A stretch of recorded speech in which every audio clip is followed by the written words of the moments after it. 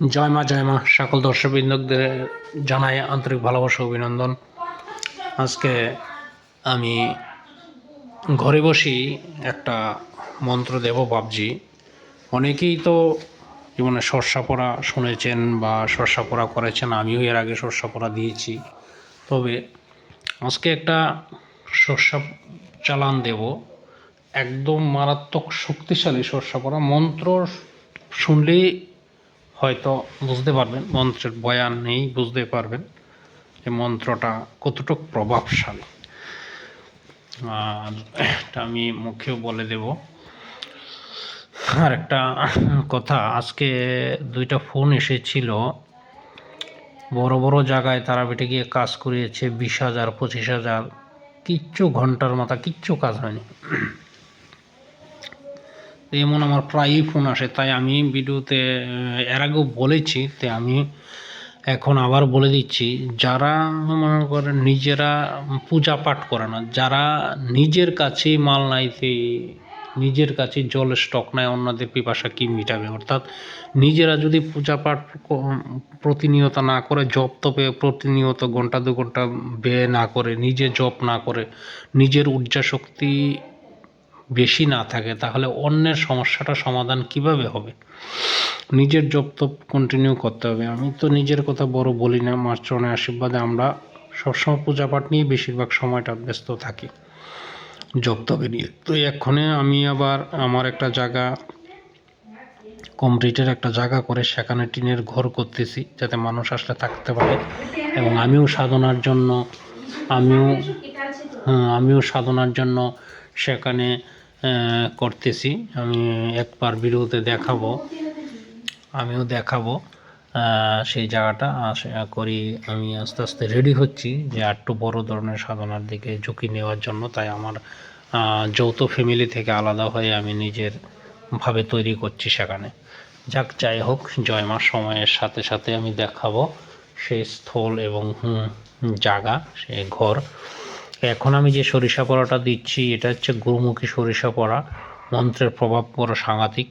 এটা আমি দেখাচ্ছি, দেখেও লিখতে পারেন, আমি বলেও দিচ্ছি।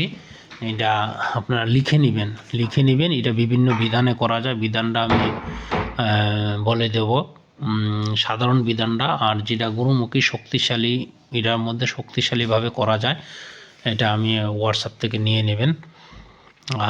আমি বলে দিচ্ছি, সরিষা নাগিনী, সরিষা মাগিনী, সরিষা মগদেশ্বরী, সরিষা মোহনী, সরিষা মহাদেবে পড়ে, ব্রহ্মা বিষ্ণু মহেশ্বরে পড়ে, 33 কোটি দেবতা পড়ে, সরিষার ধমকে 7 পৃথিবী লড়ে, চান লড়ে, সূর্য লড়ে, গ্রহ নক্ষত্র লড়ে, আবর ছায়া। আমার এই সরিষা পড়ায় অমুকের বেটি অমুক, মা ছাড়, বাপ ছাড়, ভাই ছাড়, ছাড় অন্যের পীড়িত, ছাড় তুই দেশান্তরের মায়া, আরও ছাড় তুই সুখ শান্তির আশ, অমুকের বেটা অমুককে লইয়া কর তুই গৃহবাস। যদি মন্ত্র বৃথা যায়, ঈশ্বর মহাদেবের মাথা খাস। দুহাই উস্তাদ গুরুর দোহাই, দুহাই ধর্মের, লাগজা বলে ফু দেবেন। এইভাবে 21 বার বলে 21টা ফু দেবেন, দুনো কালারের সরিষা নিয়ে। আমি বলে দিচ্ছি, দেখেও বলতে পারেন। তো আবার বলে দিচ্ছি, সরিষা নাগিনী, সরিষা মগিনী, সরিষা মগদেশ্বরী, সরিষা মোহনী, সরিষা মহাদেবে পড়ে, ব্রহ্মা বিষ্ণু মহেশ্বরে পড়ে, 33 কোটি দেবতা পড়ে, সরিষার ধমকে 7 পৃথিবী লড়ে, চান লড়ে, সূর্য লড়ে, গ্রহ নক্ষত্র লড়ে, আবর ছায়া। আমার এই সরিষা পড়ায় অমুকের বেটি অমুক, মা ছাড়, বাপ ছাড়, ভাই ছাড়, ছাড় অন্যের পীড়িত, ছাড় তুই দেশান্তরের মায়া আরও ছাড় তুই, সুখ শান্তির আশ, অমুকের বেটা অমুককে লইয়া কর তুই গৃহবাস। যদি মন্ত্র বৃথা যায়, ঈশ্বর মহাদেবের মাথা খাস। দোহাই উস্তাদ গুরুর দোহাই, দোহাই ধর্মের লাগজা লাগজা লাগজা। আমি স্ক্রিনশট দিয়ে নিতে বলবেন, একটু ক্লিয়ার করে দিচ্ছি।